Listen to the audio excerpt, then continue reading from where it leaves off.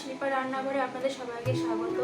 আজ আমি নিয়ে এসেছি আপনাদের জন্য নতুন একটি রেসিপি, ডালের বড়া দিয়ে নিরামিষ তরকারি। তরকারির জন্য আমি নিয়েছি দুটো বেগুন, দুটো টমেটো, তিনটে ক্যাপসিকাম, সজনে ডাঁটা, তিনটে বড় বড় সাইজের আলু আর কিছু সিম।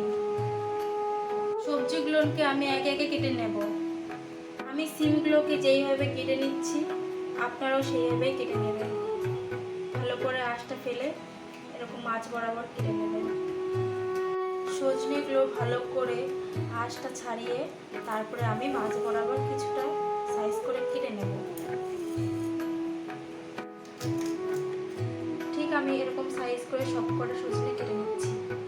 বেগুনগুলোকেও আমি লম্বা লম্বা করে কেটে নেব।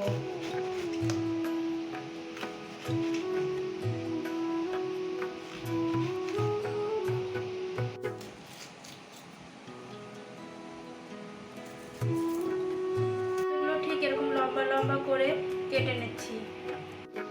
টমেটোগুলোকে আমি পাতলা পাতলা করে কেটে নিচ্ছি।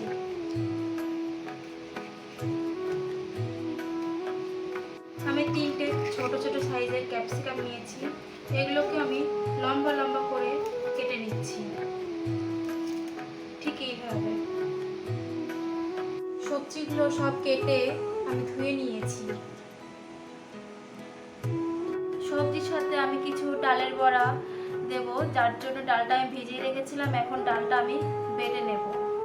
ডালগুলো আমি শিলপাটাতে বেটে নিচ্ছি।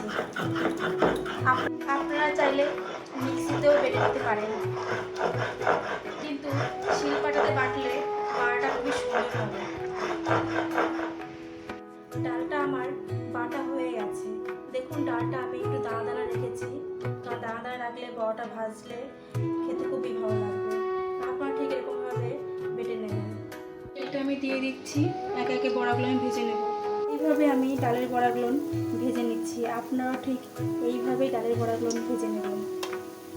এরকম লাল লাল করে মুচমুচে করে ভেজে নেবেন আপনারাও। তেলেই আমি ফোড়ন দিয়ে দিচ্ছি। ফোড়নে আমি নিয়েছি কিছু পাঁচফোড়ন, দুটো শুকনো লঙ্কা আর একটা তেজপাতা। আমি ধুয়ে রাখা সবজিগুলো একে একে দিয়ে দিচ্ছি।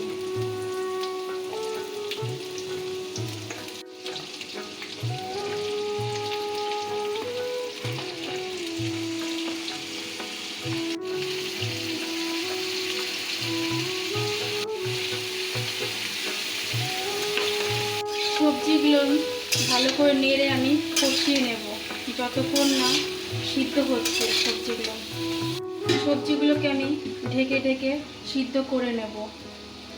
এইভাবে আমি 5 থেকে 6 মিনিট ঢেকে ঢেকে সিদ্ধ করে নিয়েছি।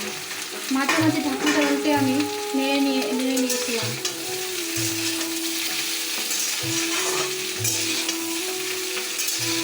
রাখা টমেটোগুলো দিয়ে দিচ্ছি। চিড়ে রাখা কাঁচা লঙ্কা দিয়ে দেবো, পরিমাণ মতন লবণ, পরিমাণ মতন হলুদ। সব কিছুকে আমি ভালো করে নেড়ে চেড়ে কষিয়ে নিচ্ছি।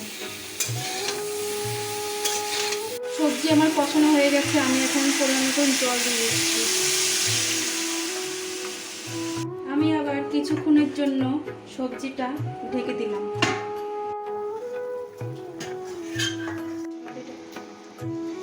সবজিগুলো ভালো সিদ্ধ হয়ে গেছে। দেখুন বন্ধুরা, আলুগুলো কত সুন্দর সিদ্ধ হচ্ছে। এখন আমি ডালের বড়িগুলো দিয়ে দেবো।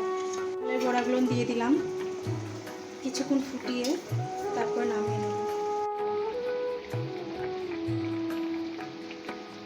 ভেজে রাখা জিরে গুঁড়োটা আমি এখন দিয়ে দিচ্ছি। ধনে পাতাটা দিয়ে আমি তরকারিটা নামিয়ে নেব।